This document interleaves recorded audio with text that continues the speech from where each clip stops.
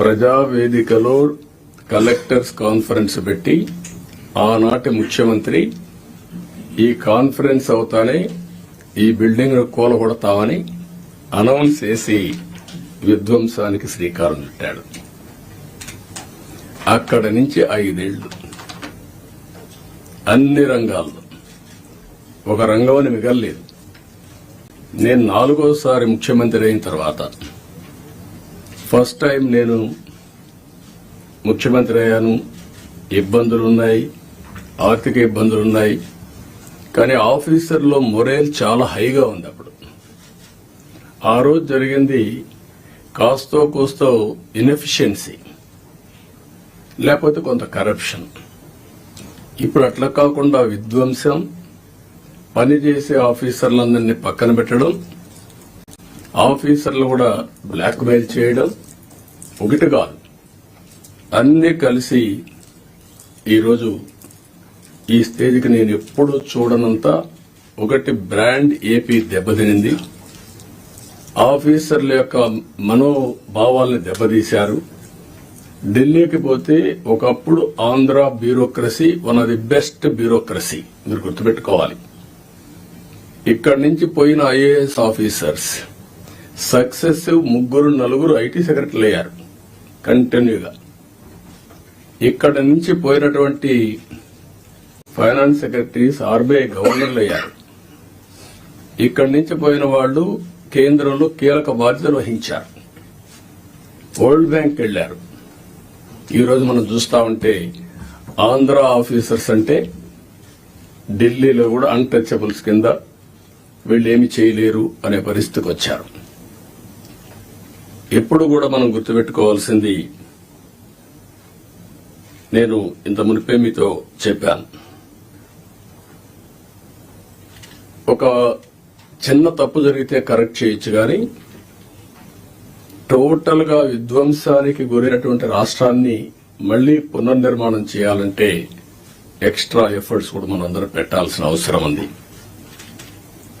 నేను రాజకీయాల్లో 45 years ఉన్నాను, 4.5 decades ఉన్నా. గ్రామాల్లో కరెంట్ లేని రోజులు, రోడ్లు లేని రోజులు, అక్కడి నుంచి ఈరోజు చూస్తే కరెంటు ఊర్లోనే ఉత్పత్తి చేసుకునే రోజులు, కార్లు ఆటోమేటిక్ కార్లు వచ్చేసి డ్రైవర్లెస్ కార్లు వచ్చే పరిస్థితికి వచ్చింది. అంటే మన కళ్ల ముందరనే ఇప్పుడు మన వాళ్ళు మనం చేసిన ఇక్కడ ఇంకొక విషయం కూడా మీరు గుర్తుపెట్టుకోవాల్సిన అవసరం ఉంది. అన్నింటికంటే పబ్లిక్ పాలసీస్ అంటే చాలా పవర్ఫుల్. మనం తీసుకునే నిర్ణయాల ద్వారా రాష్ట్ర భవిష్యత్తుని, భావితరాల భవిష్యత్తుని మార్చే శక్తి పబ్లిక్ పాలసీస్ ఉంటుంది. దానికి ఎగ్జాంపుల్ మీరు చూసినప్పుడు 1991 ఆర్థిక సంస్కరణలు. ఆర్థిక సంస్కరణలు రాకమునుపు ఇదే దేశం, ఇదే అడ్మినిస్ట్రేషన్, ఇదే ప్రజలు. కానీ బిఫోర్ మీరు చూస్తే భారతదేశం 2%, 3% గ్రోత్ రేట్. అదే ఆర్థిక సంస్కరణలు వచ్చిన తర్వాత కాంపిటేటివ్ ఎకానమీకి దోహదం చేశాం. అక్కడి నుంచి ఈ రోజు 2047కి సూపర్ పవర్ గా తయారయ్యే అవకాశాలున్నాయి. 5th largest ఎకానమీకి వెళ్ళాం. బై 2029 3వ లార్జెస్ట్ ఎకానమీకి రీచ్ అవుతాం. నా లెక్క ప్రకారం అయితే గట్టిగా పనిచేస్తే అందరం డెడికేషన్తో పోతే 2047కి ప్రపంచంలో నెంబర్ 1 ఎకానమీగా ఉంటాం. లేకపోతే బై డిఫాల్ట్ 3rd లో ఉంటాం. కష్టపడితే కొద్దిగా 2ndకు వస్తాం. నేను ఎందుకు ఈ విషయం చెప్పానంటే, ఆర్థిక సంస్కరణలు వచ్చిన తర్వాత first mover advantage technology adopt చేసుకున్నాం మనం ఇండియన్స్. మనకు ఒక హిస్టారికల్ అడ్వాంటేజెస్ కూడా ఉన్నాయి, ఓసారి మిస్ అవుతా ఉంటాం. ఆ హిస్టారికల్ అడ్వాంటేజ్ మీరు అందరూ చూసినప్పుడు మనం మ్యాథమెటిక్స్ లో చాలా స్ట్రాంగ్, 0 కూడా మనమే కనిపెట్టాం. బ్రిటిష్ వాళ్ళు ఇంగ్లీష్ మనకు వదిలిపెట్టి వెళ్లారు. కోహినూర్ డైమండ్ కూడా తీసుకెళ్లారు, కానీ ఇంగ్లీష్ మాత్రం తీసుకుపోలేకపోయారు. మన జీవన శైలిలో భాగమైపోయింది ఇంగ్లీష్ అనేది. ఈ 2 డెడ్లీ కాంబినేషన్ ఇన్ఫర్మేషన్ టెక్నాలజీకి.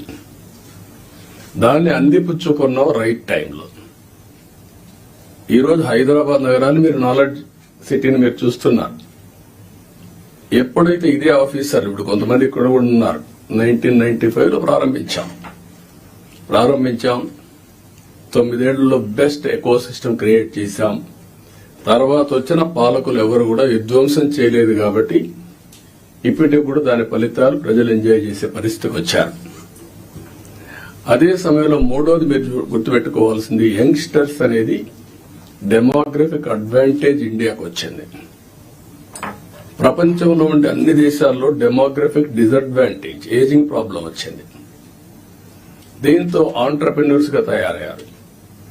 ఈ రోజు ప్రౌడ్ గా నేను చెప్పగలుగుతున్నాను, ప్రపంచం మొత్తం హైయెస్ట్ పర్ క్యాపిటా ఇన్కమ్ సంపాదించే వాళ్ళు ఇండియన్స్, అందులో 33% తెలుగు వాళ్ళు. అంటే ఒక ప్రభుత్వం యొక్క విధానం, ఆ రోజు మనం తీసుకున్న పబ్లిక్ పాలసీ 25 ఏళ్లలో మనం ఊహించని పరిణామాలు, ఊహించని ప్రగతిని మనం సృష్టించే పరిస్థితికి వచ్చాం. ఇవన్నీ గతంలో చేసిన పనులు ఎందుకు గుర్తు చేస్తున్నానంటే, ఈ రోజు మీరు చేయబోయే పని భవిష్యత్తులో ఒక చరిత్ర సృష్టించే పరిస్థితి వస్తుంది. ఇప్పుడే మిత్రులు చెప్పినట్టు మేము ఈ 5 ఏళ్లలో ఒకరిద్దరుగా అందరూ సఫర్ అయ్యాం. ఎన్ని విధాల సఫర్ కావాలో అన్ని విధాల సఫర్ అయ్యాం. అయితే మా కమిట్మెంట్ మాత్రం ఎట్టి పరిస్థితుల్లో ఏమీ చేయలేరని నిరూపించుకున్నాం. అందుకే ఈసారి ప్రజలు మీరు చూస్తే ఒక హిస్టారికల్ మ్యాండేట్ ఇచ్చారు. నేను చాలా సంవత్సరాలుగా రాజకీయాల్లో ఉన్నాను, కానీ తెలుగుదేశం పార్టీ వచ్చి కూడా 43 ఏళ్లు అయింది. కానీ ఈసారి ఇచ్చిన మ్యాండేట్ చూస్తే ఎప్పుడూ రానంత మ్యాండేట్, ఒక హిస్టారికల్ మ్యాండేట్ ఇచ్చారు. అదే సమయంలో యాస్పిరేషన్స్ కూడా విపరీతంగా ఉన్నాయి. మీరు ఈ విషయం ఆల్ ఆఫీసర్స్ ఈ కలెక్టర్ కాన్ఫరెన్స్ లో మనం గుర్తుపెట్టుకోవాల్సిన అవసరం ఉంది. మేము ఆ రోజు ఒకే మాట చెప్పాం, నేను గాని పవన్ కళ్యాణ్ గారు గాని, మమ్మల్ని నమ్మండి, ప్రజలు గెలవాలి.